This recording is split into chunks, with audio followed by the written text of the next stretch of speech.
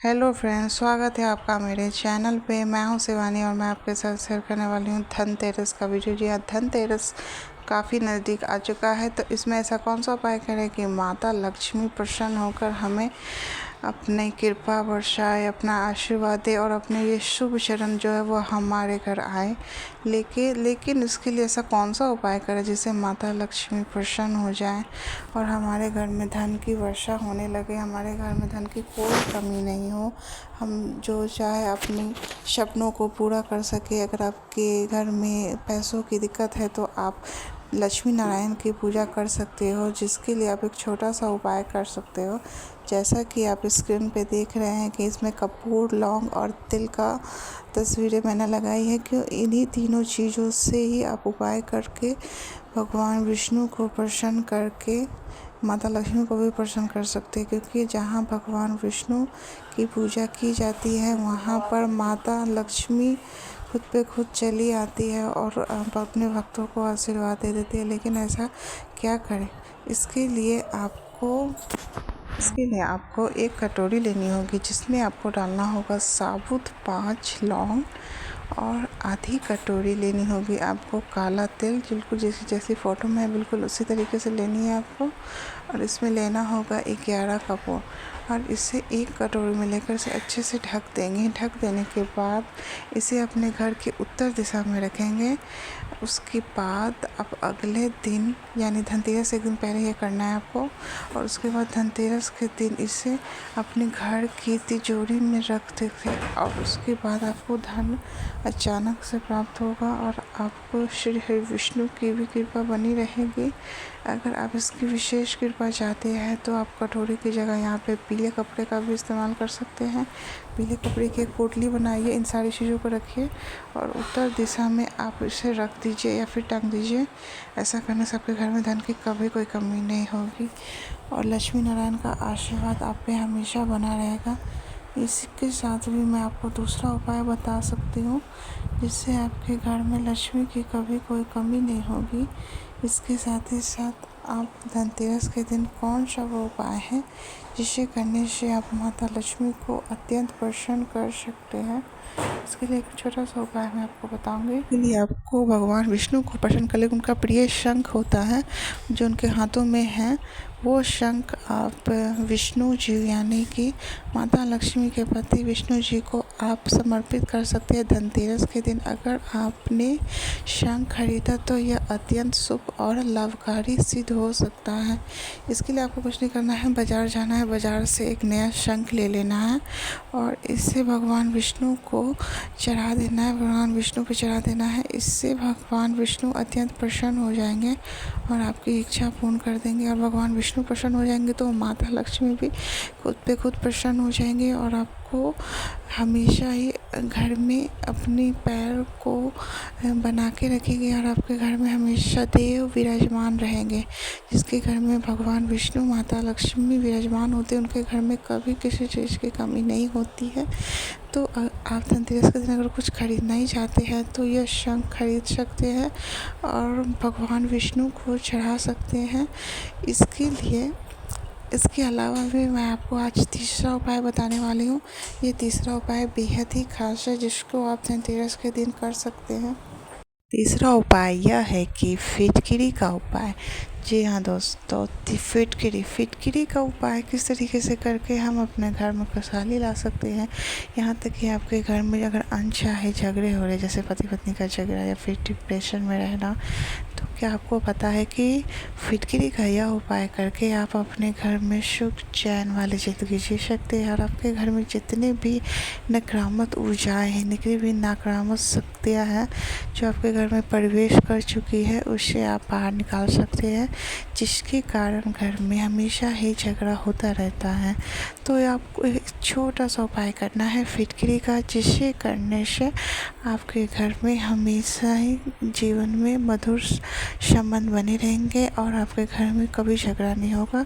इसके लिए आप मार्केट से फिटकरी लेकर आएँ और फिटकरी का एक छोटा सा पोटली बना लें लाल रंग के कपड़े में, और इससे जिस भी लोगों के बीच में झगड़ा होता है, जैसे पति पत्नी के बीच में अगर झगड़ा होता है, तो आप उनके जो बेडरूम होता है उनके सिरहाने पर आपको 5 टुकड़ा फिटकरी का रखना है, और उसके बाद अगली सुबह इसे ले जाके चौराहे पे फेंक देना है। ऐसा करने से पति पत्नी के बीच में जितने भी झगड़ा होगा वो सॉर्ट आउट हो जाएगा और जीवन में मधुर संबंध बनाए रखेंगे, और आपके घर से जितनी भी नेगेटिव ऊर्जा है वो निकल जाएगी और आपके घर में पॉजिटिव ऊर्जा हमेशा बनी रहेगी, जिसके कारण आपके घर में खुशी रहेगी। तो माता लक्ष्मी प्रसन्न होकर आपके घर से कभी नाराज़ होकर नहीं जाएगी, क्योंकि जिस घर में झगड़ा होता है वहाँ से माता लक्ष्मी रुष्ट होकर चली जाती हैं।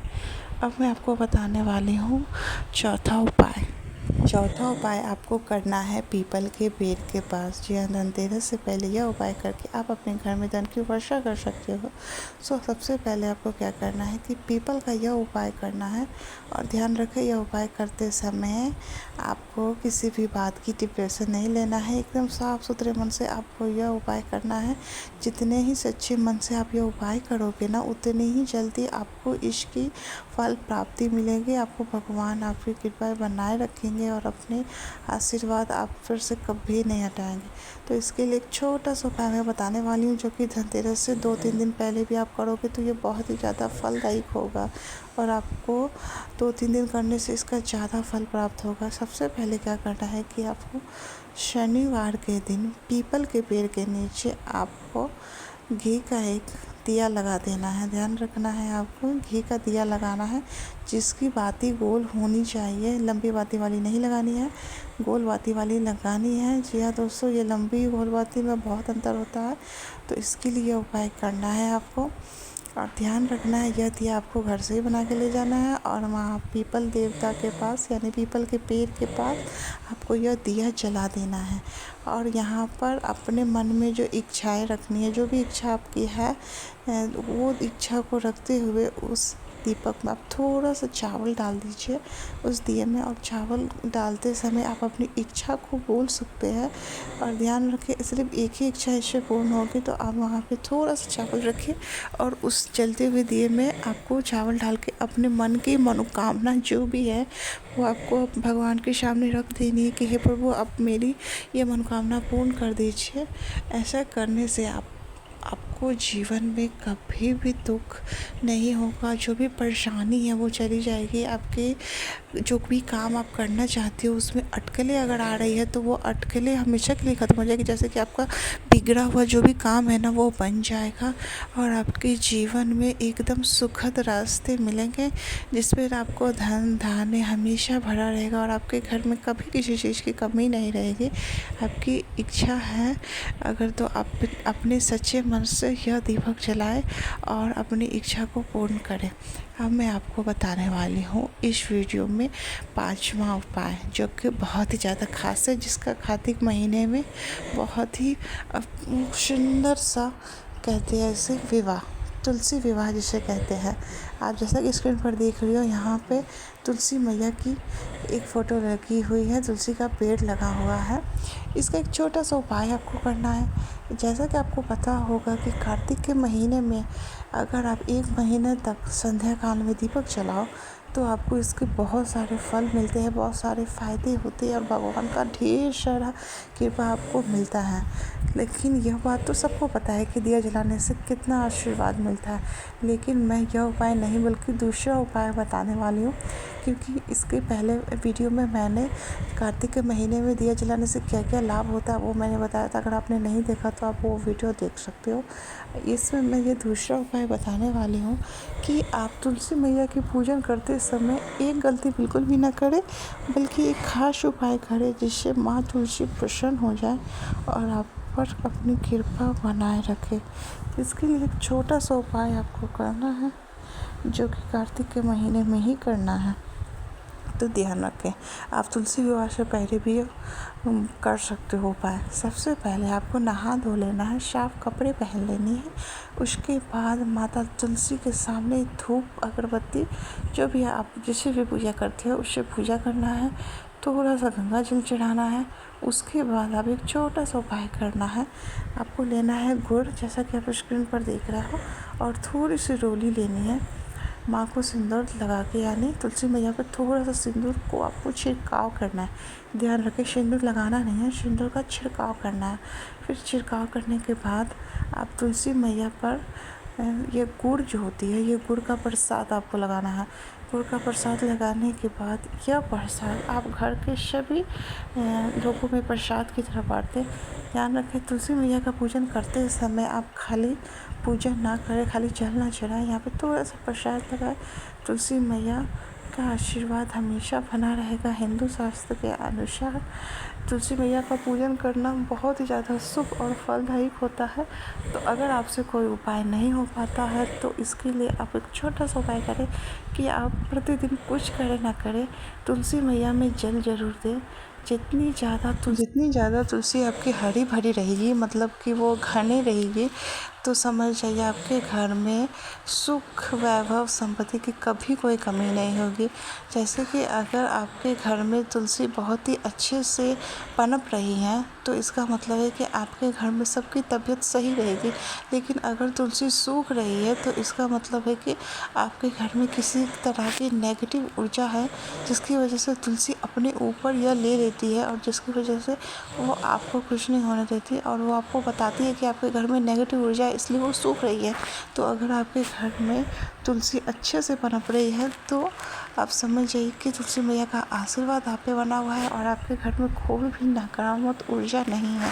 तो अगर आप ये चेक करना चाहते हो कि आपके घर में नकारात्मक ऊर्जा है या नहीं है, तो आप तुलसी का एक पौधा लाओ और उसे घर में रखो, उसको प्रतिदिन जल दो, धूप की जगह पे रखो। अगर वो अच्छे से पनपता है तो आपके घर में नकारात्मक ऊर्जा नहीं है। लेकिन अगर वो अच्छे से नहीं पनपता है और सूख जाता है तो समझ जाना कि आपके घर में कोई बुरी शक्तियाँ हैं जिसकी वजह से वो नहीं पनप पा रहा। तो वीडियो में दी गई मेरी एडवाइस कैसी लगी और कैसा लगा आपको मेरा यह भक्ति वाला वीडियो चैनल? अगर अच्छा लगा तो चैनल को सब्सक्राइब कीजिए, लाइक कीजिए, और अगर आप मेरे चैनल पे नए हैं तो चैनल को सब्सक्राइब कीजिए और अपने फ्रेंड्स के साथ शेयर कीजिए। और इससे जुड़ी जो भी सवाल है आप मुझे कमेंट बॉक्स में लिख सकते हैं। आशा करती हूँ कि मैं उसका रिप्लाई करूँगी और आपके सवालों का जवाब दूँगी। सो कैसी लगी आपको मेरी फुल वीडियो? सो प्लीज़ अगर आपको थोड़ी सी भी अच्छी लगी हो तो मेरे चैनल को सब्सक्राइब किए बिना मत जाना। आपको तुलसी मैया का समय लाइक एंड सब्सक्राइब कर देना। सो जय हो तुलसी मैया की। आप thank you for watching my full video. मैं शिवानी फिर लेके आऊँगी आपके साथ एक अच्छे से वीडियो।